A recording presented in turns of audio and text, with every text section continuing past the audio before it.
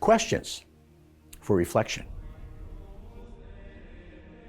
In our first reading, Paul mentions the forgiveness of sin and the freedom that comes with it. Freedom is a gift which comes from God, and it has a purpose. Its purpose is to allow us to choose whether or not we wish to live in communion with God. God respects our freedom, and that includes our freedom to choose something other than Him. Such an exercise of, quote, freedom is sin.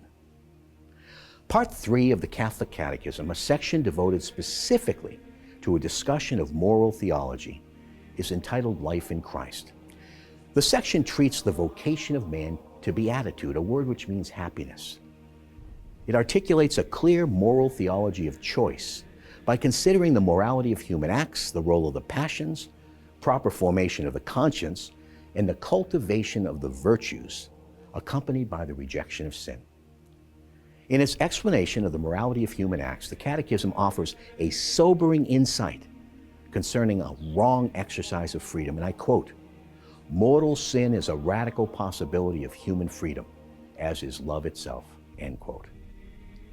It properly insists that authentic human freedom cannot be realized in decisions made against God and against what is good because, and I quote, "it is patterned on God's freedom." One analogy that many will understand is the gift of a first car. With such a gift comes an expectation that you will drive responsibly, going to and from school and work and church, and occasionally on a date when you're young.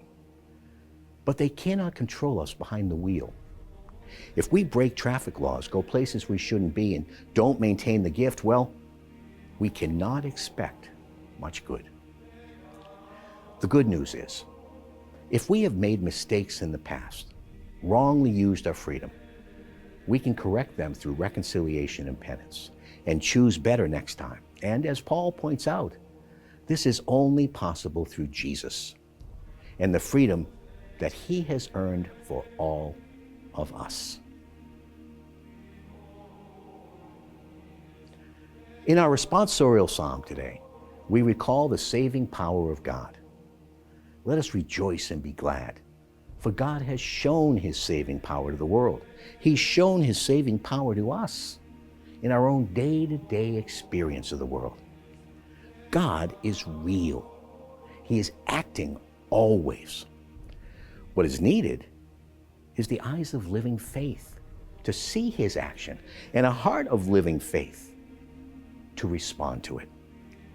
Take a moment today to give thanks for your salvation and think of some small way you can share your joy with others, whether through an act of kindness or a prayer or some other good gesture.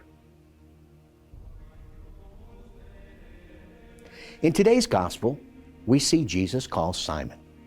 This encounter leads to a life of transformation, which converts Simon from a mediocre fisherman into a great disciple. It didn't happen all at once, and it called for Simon's continual response of faith. This is a powerful lesson for us. If I were to ask you, what do? You might answer with the name of your job. Or perhaps you attend school or are retired. This is how we identify ourselves. But Jesus invites us to see ourselves differently. We are all fishers in the business now of catching people, and the gospel is our net. Think about what you do each day and how you might better pay out the gospel. You do not have to preach. You simply have to bring your Christian values with you and share them wherever you go. You provide the net, and Jesus will provide the fish. Go about your business, your day-to-day activity, as though Jesus were with you, because He is, just as He was in the boat with Simon. After all, He is here with us. And don't worry if you aren't the greatest at what you do. Remember, the disciples were ordinary folks just like us. Just as Jesus did for Simon, He will do for you too.